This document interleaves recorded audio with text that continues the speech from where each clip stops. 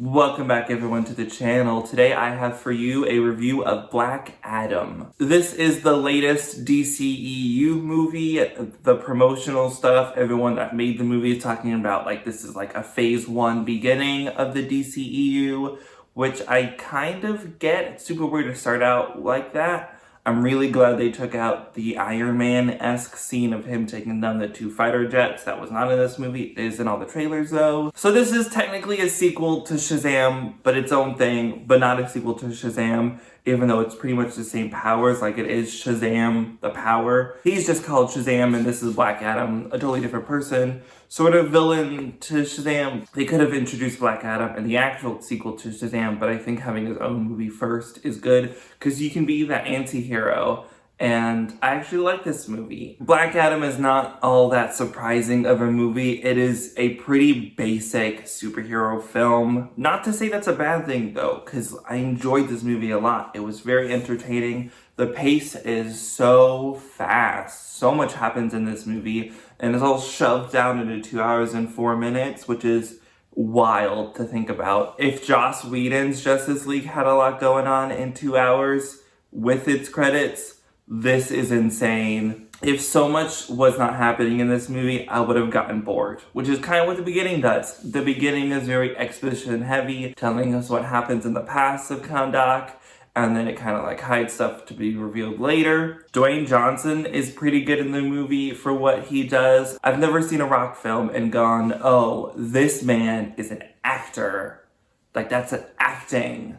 He usually just plays himself, and in this one, he's just like gruff and stern and says few little words and is very straight to the point and is very brutal in his like violence and everything. So he doesn't have like layers to his character. There are, but then I also don't buy those layers because of something I'll talk about later. I did like the Justice Society of America. The JSA is pretty cool. I like Hawkman. The actor Aldis Hodge is great. Pierce Brosnan as Dr. Fate is fantastic. Wow, I wish I got a movie of just him. I feel like there's so much history between Hawkman and Dr. Fate that I wish we got more of them, either a separate film beforehand with those two in it, because then I would have cared more for them, and so what happens would have affected me more, because it didn't that much. I'll be honest. It was cool to see what was going on. So much CGI was used, but with their specific power sets, CG kind of has to be used, which is understandable, but I would have liked a more practical approach to this. I don't even know if Hawkman has like real wings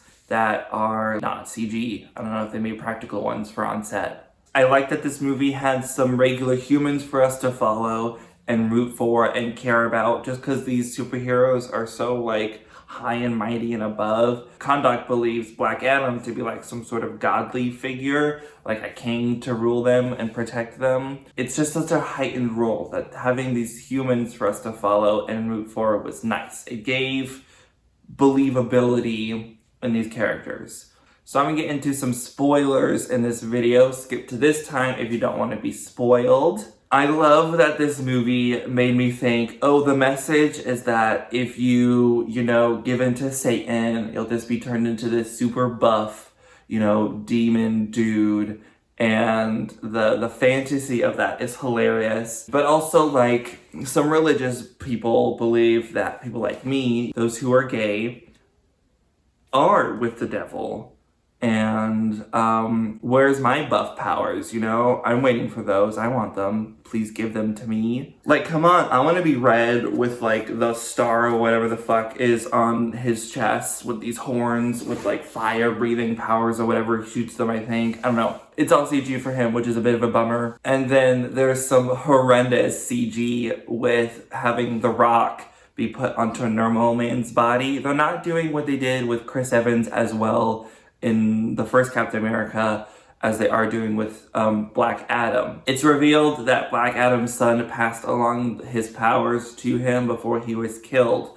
And so in the past, they show the face of The Rock on a regular dude's body. But wherever they cut The Rock off is still showing that he has these like shoulder, whatever neck muscles are right here, traps I think, I don't know what they're called actually. But to see this like little twinky skinny dude of a man And then The Rock's face and like these neck shoulder muscles is just so funny to me. It looked really, really bad. Just maybe cast a different dude, you know? He doesn't have to be the same person. It can still believably be someone that is not The Rock, and then powers Shazam, and then you are The Rock in Black Adam form. But I guess that means you have to commit to someone who is not The Rock for that part of the character. Not as interesting. It wouldn't work as well as Shazam did with a kid and then going into Zachary Levi. So it makes sense why they did what they did. It just looked awful. That's all I really have to say about Black Adam. I liked it. I would give it an 8 out of 10. It doesn't redefine the superhero genre. You don't have to keep reinventing the wheel. The wheel of superhero movies already exists. You can make them better, but it's following the same normal exact plot structure of a superhero movie. And that's lame, super predictable, not the most engaging of a story. I liked it. It was entertaining. That's the best part of it. Perfect popcorn superhero movie. If you're not into horror and you don't want to see George Clooney in another comedy movie, go watch this. Give it its money, and I hope you like it. So thank you for watching this video. If you liked it, give it a like. Have you seen Black Adam? Let me know in the comments down below what you thought about that movie, and I will see you on the next video. Bye-bye!